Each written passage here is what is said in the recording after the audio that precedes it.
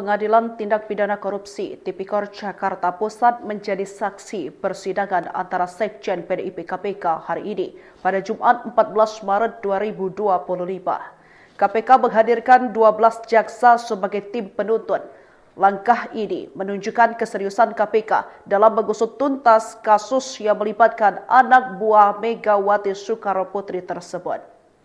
Sementara Hasto didampingi oleh 17 pengacara untuk membela dirinya.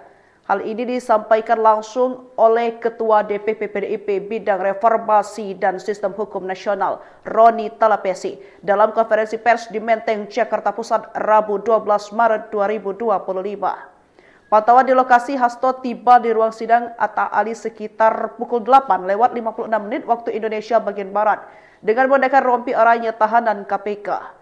Di dalam ruang sidang sudah siap beberapa simpatisan Hasto yang kompak mengenakan pakaian berwarna hitam dengan tulisan di punggung Hasto tahanan politik. KPK menetapkan Hasto Kristianto sebagai tersangka berdasarkan hasil pengembangan perkara mantan caleg PDIP Harun Masiku. KPK menduga Hasto bersama Harun dan kawan-kawan menyuap anggota KPU Wahyu Setiawan dan anggota Bawaslu Agustiani Tio pada Desember 2019 lalu. Suap diberikan agar Harun dapat ditetapkan sebagai anggota DPR periode 2019-2024. Gitu.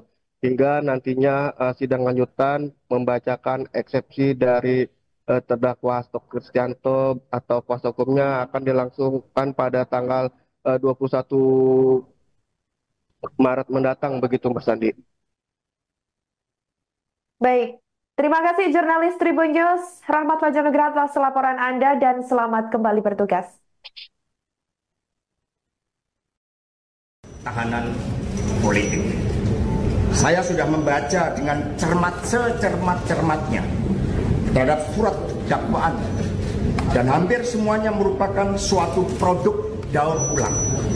Jadi semua merupakan produk daur ulang terhadap suatu perkara yang sudah memiliki kekuatan hukum tetap atau inkrah.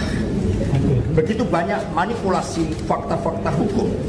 Setidaknya minimum ada 20 keterangan yang sengaja dibuat berbeda antara dakwaan dengan keterangan saksi dan putusan pengadilan yang sudah inkrah.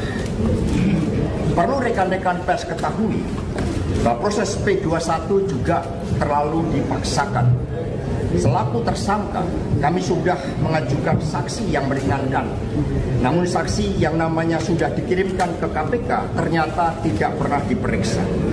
Pada saat P21 saya juga sedang dalam keadaan sakit radang tenggorokan dan kram perut akibat terlalu semangat berolahraga.